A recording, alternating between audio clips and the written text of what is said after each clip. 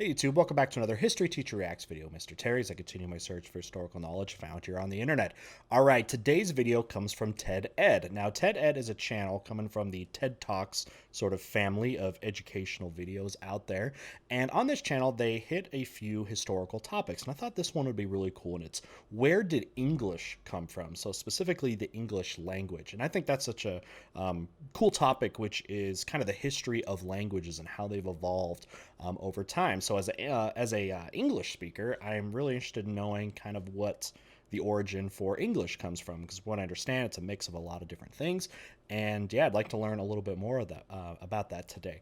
Now, the original video link will be down below. I definitely suggest TED Ed. There's a bunch of really cool, again, topics, and some are history related, and some are just general education related. So definitely check that out, as well as the other links I have down below. Now, before we begin, I wanted to share something with you. As an historian, you always want to access primary sources, which are sources that come from the time period that you're studying about.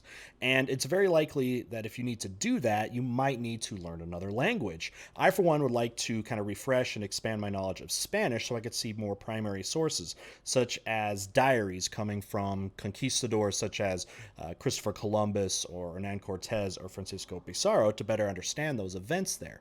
Now, whether you're an aspiring historian, or maybe you're a student at school, or maybe you're getting into business and want to be able to speak more on a global level, it's never been more important to know another language. Now, with that being said, I want to let you know about Babbel, the #1 language learning app in the world.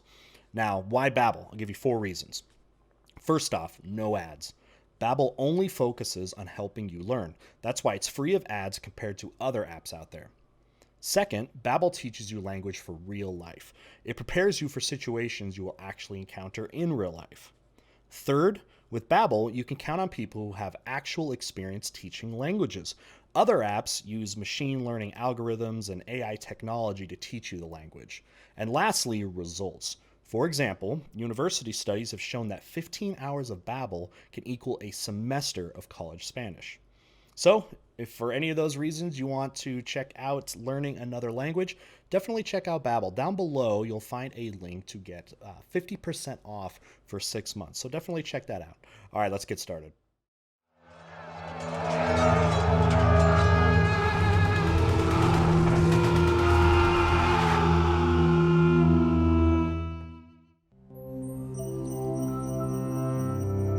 Lessons worth sharing. What do we got? When we talk about English, we often think of it as a single language. But what do the dialects spoken in dozens of countries around the world have in common with each other, or with the writings of Chaucer? And how are any of them related to the strange words in Beowulf?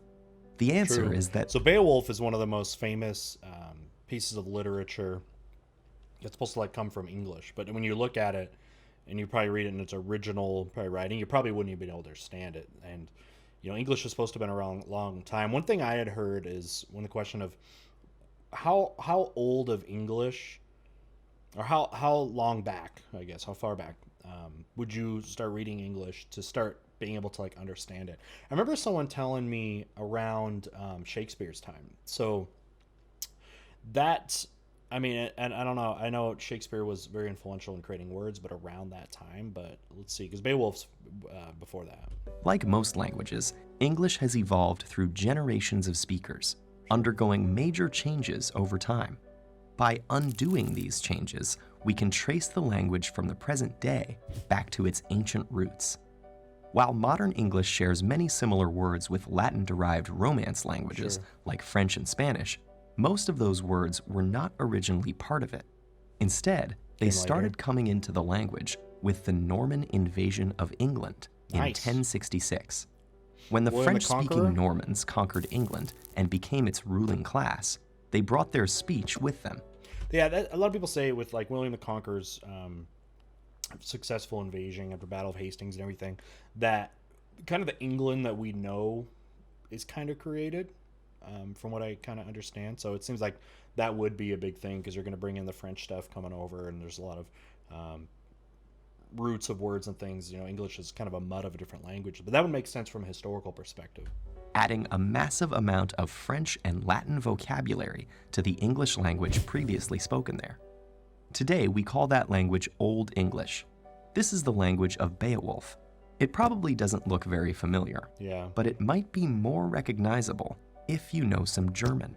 That's because Old English belongs to the Germanic language family, Yeah. first brought to the British Isles in the 5th and 6th centuries. So already it seems like if you can speak English, you've got roots of a whole bunch of different languages. Now I know English is very hard because it doesn't have a lot of the consistent rules that other languages have.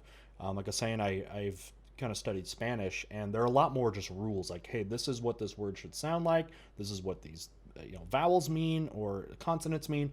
But in English, there's so many things that are hard to understand, and there's not a lot of rules. There's just a ton of just having to memorize specific words and phrases. Because yeah, they don't adhere to a lot of rules. I know English is it's so hard to do. So it's like if you know English, maybe that can help you with a lot of different languages. By the Angles, Saxons, and Jutes. The Germanic dialects they spoke would become known as Anglo-Saxon. Viking invaders in the 8th to 11th centuries added more borrowings from Old Norse into the mix. Sure. It may be hard to see the roots of modern English underneath all the words borrowed from French, Latin, Old Norse, and other languages. Yeah. But comparative linguistics can help us by focusing on grammatical structure, patterns of sound changes, and certain core vocabulary. For example, after the 6th century, German words starting with P systematically shifted to a PF sound, while their Old English counterparts kept the P unchanged.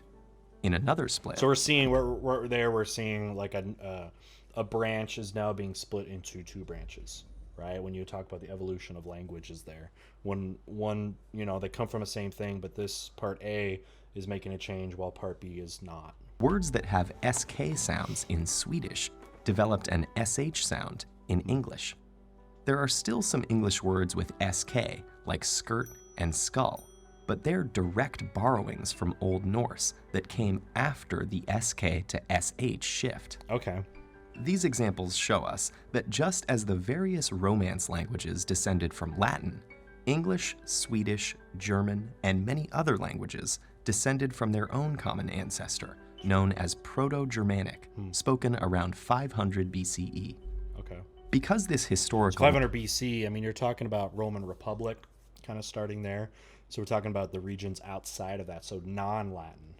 language was never written down, we can only reconstruct it by comparing its descendants, which is possible thanks to the consistency of the changes. We can even use the same process to go back one step further and trace the origins of Proto-Germanic to a language called Proto-Indo-European. Indo-European. Okay, I've heard of Spoken- this. So many things go back. I know for languages, like so many things go back to Indo-European. I mean, from kind of right where Asia and Europe meet, Caucasus region, there's so much, like when we look at movement of peoples and civilizations, origins of civilizations, a lot of them come from this heart of this area. They call it Indo-European, and I know you can go way back. You can bring in like something like Sanskrit or something, and draw its origins, which is over in India. Draw its origins clear back to like this Indo-European thing. It's like from my understanding, major root, not just linguistics, but a lot of migration patterns coming out of here. About Very important 6,000 ancient years area. ago on the Pontic Steppe in modern-day Ukraine and Russia. This is the reconstructed ancestor of the Indo-European family that includes nearly all languages historically spoken in Amazing. Europe, as well as large parts of southern and western Asia. Right. And though it same with requires a India. bit more work, we can find the same systematic similarities or correspondences between related words in different Indo-European branches. Comparing English with Latin, we see that English has T where Latin has D, and F where Latin has P at the start of words. Some of English's more distant relatives include Hindi, Persian, and the Celtic languages it displaced in what is now Britain. Sure. Proto-Indo-European itself descended from an even more ancient language, but unfortunately, this is as far back as historical and archaeological evidence will allow us to go. Because that's when you're talking about the earliest forms of writing. You can't. It's hard to talk about evolution of languages before we have writing. Otherwise, it's purely oral. It's not preserved at all. And with the European languages, some of the oldest that we have any kind of written record of. So it makes sense why it would stop right there, because that's dawn of civilization, pretty much. When you talk about civilization, by definition of writing being a core component of civilization. Many mysteries remain just out of reach, such as whether there might be a link between Indo-European and other major language families, and the nature of the languages spoken in Europe prior to its arrival. But the amazing fact remains that nearly 3 billion people around the world, many of whom cannot understand each other, are nevertheless speaking the same words shaped by 6,000 years of history. Pretty cool. Awesome.